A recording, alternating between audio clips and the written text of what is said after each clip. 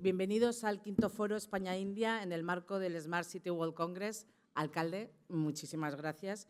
Vamos a dar inicio a la sesión inaugural del quinto Foro España-India. Tiene la palabra el excelentísimo señor don Jaume Collboni, alcalde de Barcelona.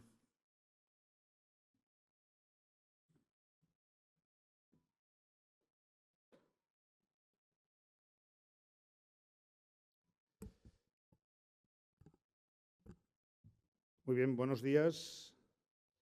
Buen día, good morning. Embajador de la India en España, Mr. Ambassador. Honorable Cònsol General de la India, presidente de la Fundación del Consejo España-India, vicepresidente de l'Observer Research Foundation, director general para Amèrica del Norte, Europa Oriental i Àsia, secretari d'Afers Europeus Multilaterals i de Cooperació, tots els equips també de promoció de ciutat i de relacions internacionals de l'Ajuntament. Bon dia a tothom. Suposo que tenen traducció simultània, m'han dit. Sí? Ho dic perquè ho faré en 3 idiomes. Vale.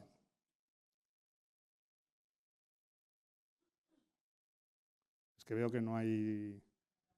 Bien, pues bienvenidos a este foro. De entrada, aparte de hacer los saludos a las personalidades, quiero expresar nuestra alegría de que este foro se celebre en Barcelona, este Foro España-India, porque hace ya años que, por lo que se refiere a la ciudad de Barcelona, perseguíamos y estábamos trabajando para estabilizar una relación de nuestra ciudad con India, con alguna ciudad india. Como sabéis, la ciudad de Barcelona tiene una larguísima tradición de diplomacia de ciudades que se concreta en partenariados que son de carácter económico, cultural, turístico y que ha dado muchos frutos desde el punto de vista del intercambio con otras ciudades del mundo, singularmente también con ciudades asiáticas. Y cuando uno mira el mapa de las relaciones internacionales que tiene la ciudad de Barcelona en esta larguísima tradición de diplomacia de ciudades, siempre veíamos que había ahí un espacio por rellenar, un espacio oscuro que era este subcontinente que es la India, y nos obstinamos en que hubiera una estrategia propia y singular con India. Por eso es un momento importante este de hoy, porque iniciamos, creo, un camino. Quiero agradecérselo a los equipos organizadores y se lo quiero agradecer especialmente a la Fundación Consejo España-India, and thank to the Observer Research Foundation also. We have worked together to organize this significant meeting for the future of our relations. Este foro, que además tiene que tener su continuidad en el año 26, tal y como anunció el presidente Pedro Sánchez en la inauguración del último Foro España-India en Mumbai el pasado octubre del año 24. Os decía que estamos trabajando desde hace tiempo en esta apuesta decidida que hace la ciudad de Barcelona. Y la primera demostración de esa voluntad recíproca de estrechar relaciones es justamente, y lo quiero celebrar y se lo quiero agradecer al embajador y al Gobierno de India, que es la apertura del Consulado General de India en Barcelona. Fue de una larga conversación con el anterior embajador, se lo he explicado al actual embajador, después de una larga conversación, y les tengo que confesar que nos sorprendió a mí y a mis equipos la rapidez y la clarividencia que tuvo la embajada en Madrid de ver la importancia de abrir un consulado general en una ciudad como la de Barcelona, que ya tenemos más de 90, somos la segunda ciudad del mundo en representación consular no capital de Estado.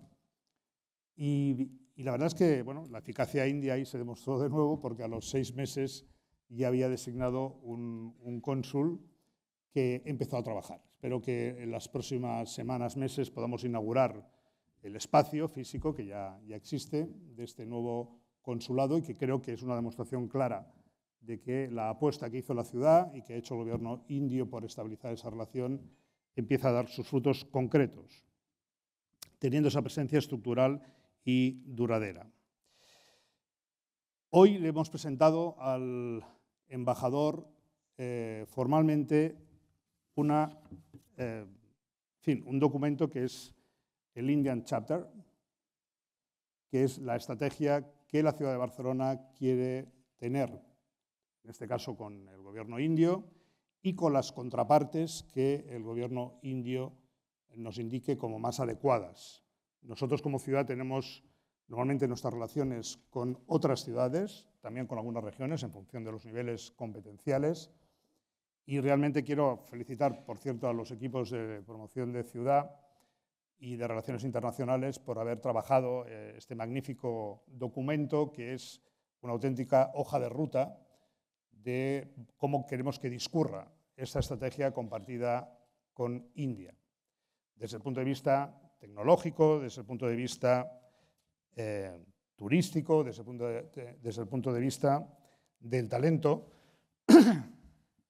porque efectivamente en este Indian Chapter se incluyen todos aquellos ámbitos que pensamos que podemos desarrollar conjuntamente Barcelona, Cataluña, con regiones y ciudades indias, especialmente por lo que se refiere a talento y tecnología, a biomedicina y salud digital, a desarrollo urbano, a infraestructuras, evidentemente a turismo. Hemos hablado también de conectividad aérea directa, de la necesidad de que vayamos trabajando ya una conectividad directa aérea con Barcelona. Y eso, y acabo, se verá culminado con otra noticia que nos llena de alegría, de satisfacción, porque también hacía años que lo estábamos trabajando, como va a ser la inauguración de Casa Asia, de la nueva sede de Casa Asia, organismo dependiente del Ministerio de Exteriores, bueno, que llevaba unos años,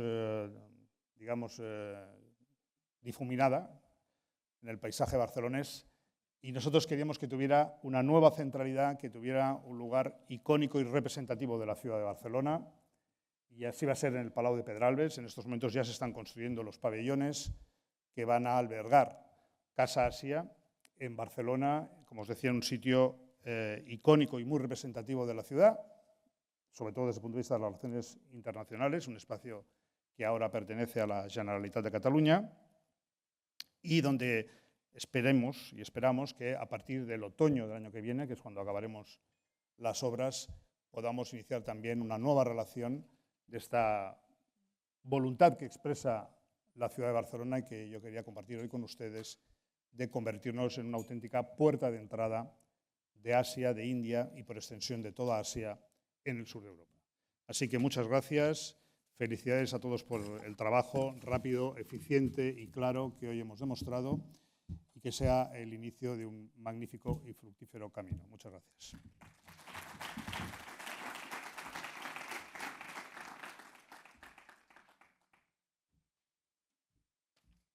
Muchísimas gracias, alcalde. Enhorabuena por la estrategia y a Casa Asia también, que sé que te ha tenido un papel importante en él.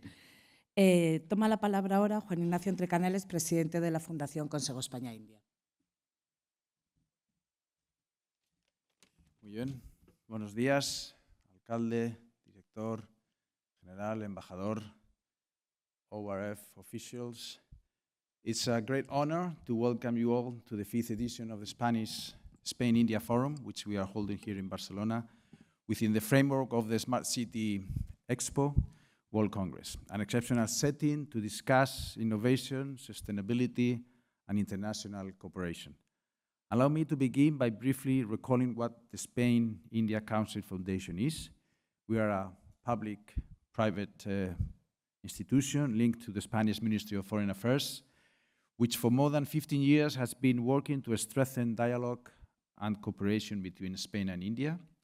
We do so by bringing together efforts from the business, academic, and institutional sectors, and by promoting spaces for exchange and mutual trust and knowledge, such as this forum. In this 5th edition represents the continuity of a solid and sustained process over time. In 2024, we had the privilege of holding the 4th edition in Mumbai, like the mayor said, with the participation of the President of the Government of Spain and Minister Jordi Hereu. The fact that the forum is once again organized with the support of the Government of Spain through the Ministry of Foreign Affairs, with the Government of Catalonia, the Barcelona City Council and the Fira Barcelona shows that our relationships with India is a state priority. It's not only the commitment of our companies, but also a clear institutional will to strengthen ties with one of the major emerging powers of the 21st century. Holding this forum in Barcelona also carries a special meaning. Barcelona has always been and continues to be a symbol of innovation, international openness, and collaboration with Asia. We live in a complex geopolitical moment in which the Indo-Pacific has become the central axis of global transformation. In this context, India plays a leading role, not only as an economic and technological power, but also as a key actor in ensuring international stability and balance. Spain and India have already demonstrated successful partnerships in many innovation-driven sectors, including defense, renewable energies, food processing, and automotive components. There are still many untapped opportunities, particularly in areas such as university cooperation, infrastructure, water management, and urban development.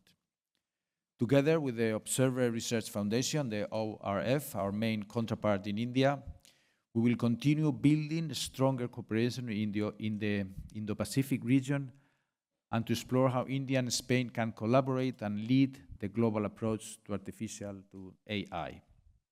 For Spain and for the European Union as well, strengthening our relationship with India is not just a strategic option, but a necessity to address our shared challenges, from the green transition to digital governance, from security to scientific cooperation.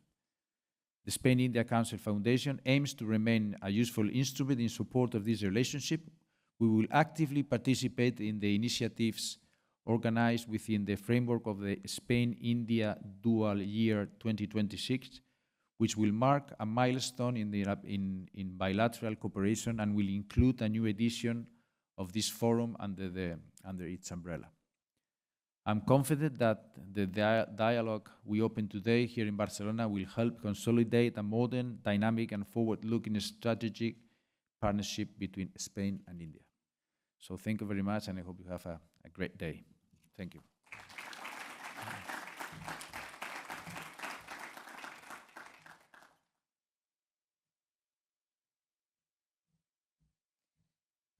Es el momento del excelentísimo embajador de India en España y Andorra. Embajador, the floor is yours.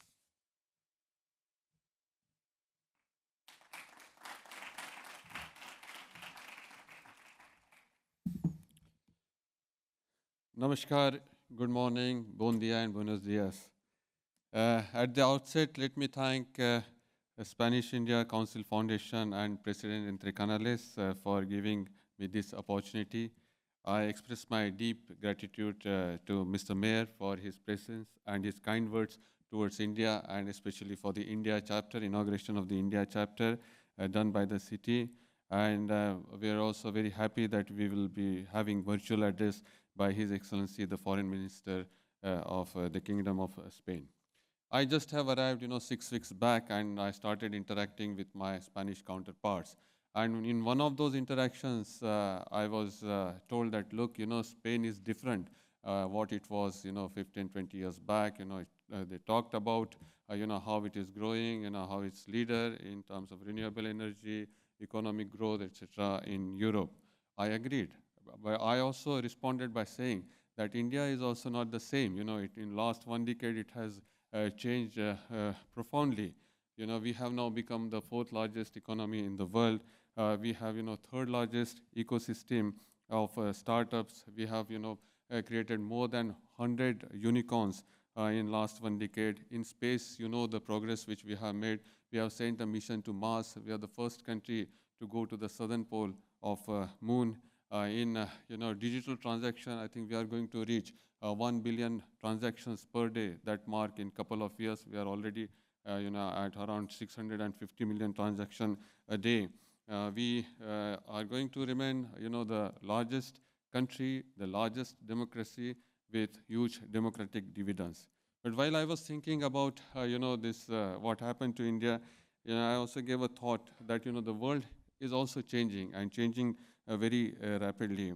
We see ineffectiveness of the multilateral forums, and coupled with some countries turning into anti-globalization, and the manufacturing is getting concentrated only in one geographic area, that is distorting the supply chains. So amidst this, India's leadership has announced and gave aspiration to all its citizens of Viksit Bharat, that is developed India by 2047.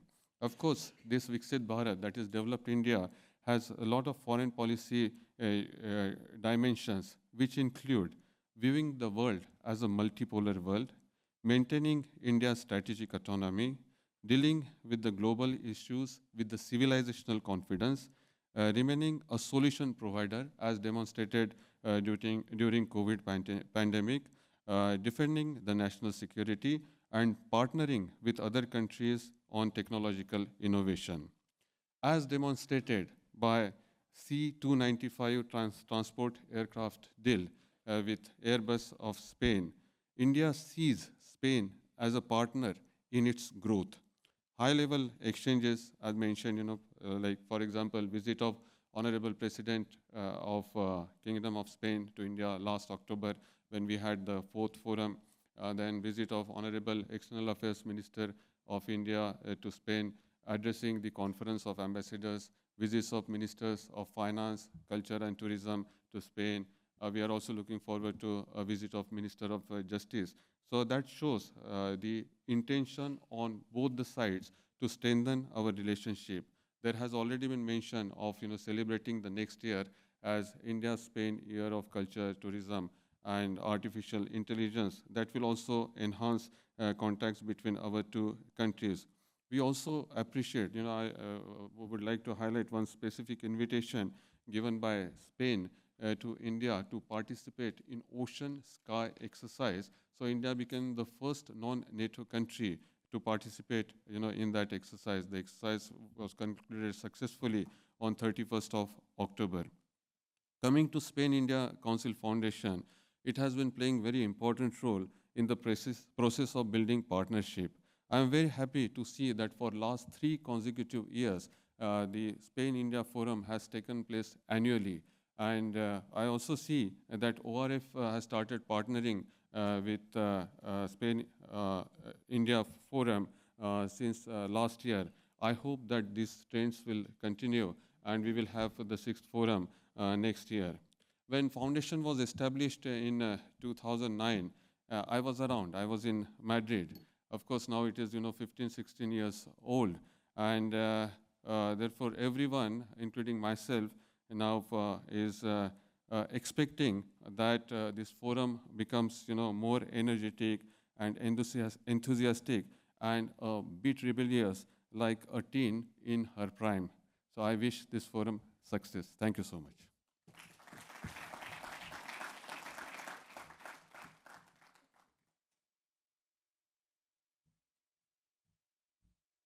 Muchas gracias, embajador. Ahora tenemos el gusto de compartir con ustedes un mensaje especial del ministro de Asuntos Exteriores, Unión Europea y Cooperación de España, José Manuel Albares, quien ha querido acompañarnos en esta inauguración a través de este vídeo. Tenía un viaje de Estado que atender y le hubiera gustado, alcalde, estar aquí contigo, pero bueno, lo tenemos también por vídeo. Queridas autoridades, copresidentes del Foro España-India, participantes. El Foro España-India que este año acoge la ciudad de Barcelona es un ejemplo del impulso que damos juntos a las relaciones entre España e India, muy especialmente tras el viaje del presidente del Gobierno en octubre del 24 y la visita de mi homólogo, el ministro Jayant, a Madrid al comienzo de este año, para participar en la conferencia anual de embajadoras y embajadores de España por primera vez en la historia de nuestra diplomacia. España e India somos dos actores globales, compartimos el compromiso con la democracia, con el multilateralismo, con el derecho internacional, con el desarrollo sostenible. Para España, India es un socio imprescindible en nuestra política exterior global. En pocas semanas lanzamos el año dual España-India, centrado en la cultura, el turismo y la inteligencia artificial, que nos va a ofrecer múltiples oportunidades para trabajar juntos y poner en marcha procesos que nos permitan avanzar de la mano en todas esas áreas. El próximo año, en 2026, seguiremos promoviendo viajes y visitas de alto nivel que refuerzan nuestras relaciones bilaterales y nuestros vínculos políticos, económicos, sociales y culturales. Foros como el que hoy celebramos contribuyen también a reforzar esos lazos. Desde el Ministerio de Asuntos Exteriores seguimos apoyando a la Fundación Consejo España-India, que hace posible este diálogo hispano-indio. Os deseo a todos los participantes una fructífera jornada.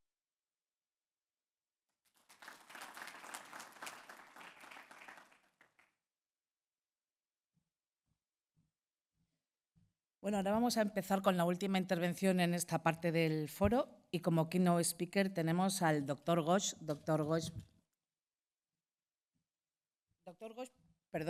es el vicepresidente del Observer Research Foundation de Calcutta y Development Studies. Es nuestra contraparte en India, es nuestro líder de la delegación India de ORF y a todos los miembros y ponentes de ORF, muchísimas gracias por estar aquí.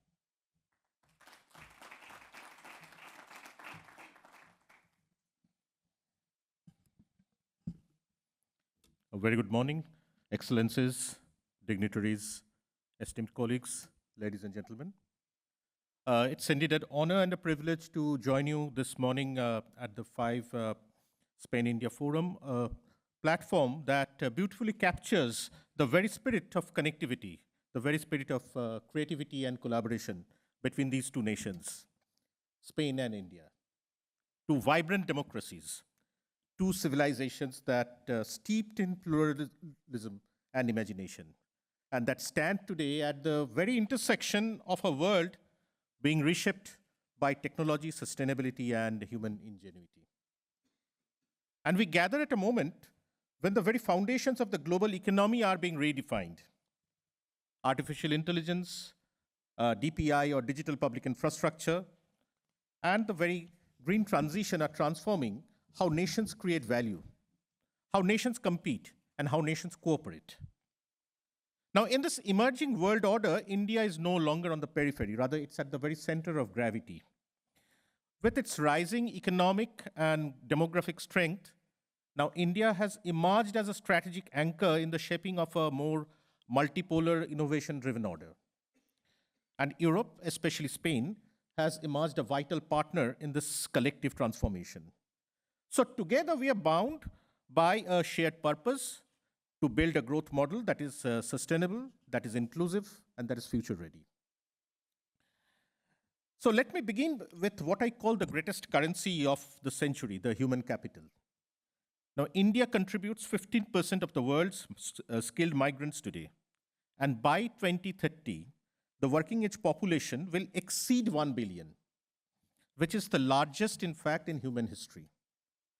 Contrast this with Europe, where the median age now stands at 44 years. India's median age presently stands at 29 years. Economies such as Spain, and of course other Western economies, are facing labor shortages in critical sectors like technology, healthcare, and renewable energy. And this is where the complementarity arises, where a labor-endowed economy like India and a labor-deficit Europe can actually complement, can actually exchange this entire growth story. It is not a story of migration, rather it's a story of mutual opportunity. In 2024 alone, more than 150,000 Indian professionals and students moved to the European Union, the EU countries. This marks a 37% rise over the pre-pandemic levels.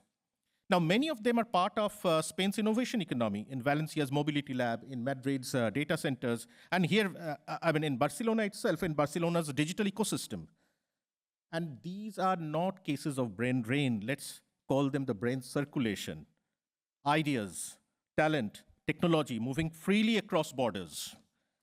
The proposed India-EU Mobility and Migration Partnership Agreement aims to institutionalize this exchange, recognizing the qualifications, simplifying work permits, and deepening the research collaborations. For Spain, where senior workforce now exceeds 13%, such collaboration becomes vital. And for India, it globalizes our demographic dividend and transforms it into shared prosperity. And this movement of people is not merely economic, it's civilizational. This is how societies learn from each other, how innovation migrates, and how the human spirit, the very human spirit, stays global. Now, this partnership is not symbolic, it's substantive. Bilateral trade today between the two nations has crossed 8.5 billion euro in 2024, growing by 35% in just 3 years.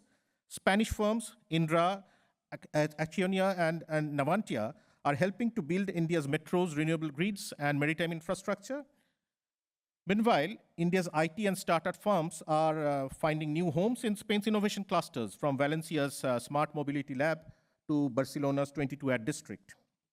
And our research ties are deepening too. The CDTI TDB Innovation Program is funding joint R&D in artificial intelligence, medtech, and biotechnology. We also have this collaboration with the University of Salamanca and the SAI University, and they are nurturing the next generation of global researchers. The number of Indian students in Spanish universities has more than doubled since 2020, bringing with them not just knowledge, but a spirit of curiosity and cooperation. And we live in an age where technology is the new language of empowerment. India's DPI, or the Digital Public Infrastructure, anchored by Aadhaar, the unified payment interface of the UPI, and the Jan Dhan Yojana, which has revolutionized financial inclusion, given by the fact that 545 million new bank accounts, half of them owned by women, have actually transformed agency and access. UPI also processed over 100 billion transactions last year. And naturally in the process, which Ambassador also pointed out, it has become the world's most used payment interface. Now, Spain's fintech ecosystem, with its strengths in cybersecurity and digital design, can align with India's scale of digital adoption to create a Global South Europe Digital Alliance. Let's come to another story, that is energy transition, which is another frontier of our collaboration. Spain today generates over 50% of its electricity from renewables, while India aims for 500 gigawatts of renewable capacity by 2030. Companies such as Iberdrola and Siemens Gamesa are already contributing to India's solar and wind projects, while Indian firms like the Renew and the NTPC Green Energy are exploring joint ventures in green hydrogen in Andalusia and the Aragon. Connectivity too is being redefined. And we had the IMEC, the India Middle East Europe Economic Corridor, which was announced during India's G20 presidency, which is slated to link the Mumbai, Haifa, and the Piraeus to Barcelona and Valencia, cutting transit times by 40% and creating 4.8 billion euro in annual trade efficiencies. So Spain's ports in the process become gateways not just to Europe, but to a wider Indo-Pacific future. On the other side, we have urban innovation, which has long been a bridge between the two nations. Barcelona's transformation into a global model of smart, sustainable, and human-centered design resonates deeply with India's smart cities mission. As early as 2015, just going back to history, we had this Delhi-Madrid Twin Cities partnership, which focused on areas like pollution control, water conservation, and waste management. That initiative didn't fully materialize, but it has now found a renewed life because of the signing of the MOU on sustainable urban development, which was signed in January 2025.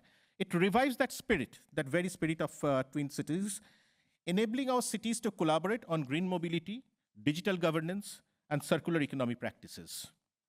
Now imagine Barcelona's expertise in electric bus systems working with Delhi's digital command centers, Madrid's water recycling models integrating with India's urban blue-green infrastructure. Think about this win-win-win kind of a situation. And these are not abstract ideas. These are the pathways to make our cities climate resilient, inclusive, and livable. Spain's Tech Barcelona and EIT urban mobility ecosystems can find in Indian cities a vast test bed for innovation, while India brings scalability and social impact to European design thinking. When our cities learn from one another, they don't just exchange technology. They exchange essentially visions of good life. Ladies and gentlemen, as we look ahead, our partnership must rest on these three interlocking pillars: talent, science, and strategy. Talent, because the world's innovation frontier belongs to societies that invest in their people. Science, because cooperation in AI, renewable energy, and biotechnology defines the competitiveness of tomorrow. Strategy, because this partnership is not transactional, it is transformative. And as Spain looks east and India looks west, we meet midway on a bridge built of trust, built of ideas, and built of innovation. The engineers of Pune working with architects in Bilbao, the AI researchers in Madrid collaborating with developers in Bengaluru, the artists, the musicians, and entrepreneurs connecting Kolkata with Catalonia. These are the human stories. These are the human stories that will define the next chapter of globalization, a chapter not of competition, but of connection, of cooperation. Let this forum be more than a dialogue. Let it be the design space, a space where we imagine new ecosystems of innovation, new frameworks of mobility, new pathways for equitable growth. Let it usher not merely a Spain-India dual year of 2026, but usher a Spain-India dual era. Spain's excellence in renewable energy, logistics, and architecture complements India's scale, digital capabilities, and youthful dynamism. So together we can build a model of partnership that the world can look to, not one that extracts, but one that empowers. And in the years to come, as movement of people, ideas, and technologies continues to deepen our regions, we will not only reshape economies, we will redefine the ethics of independence. And when history looks back to this decade, perhaps it will remember Barcelona 2025 as the forum where Spain and India chose not just to connect economies, but to connect the futures. Muchas gracias. Dhanyavad. Thank you.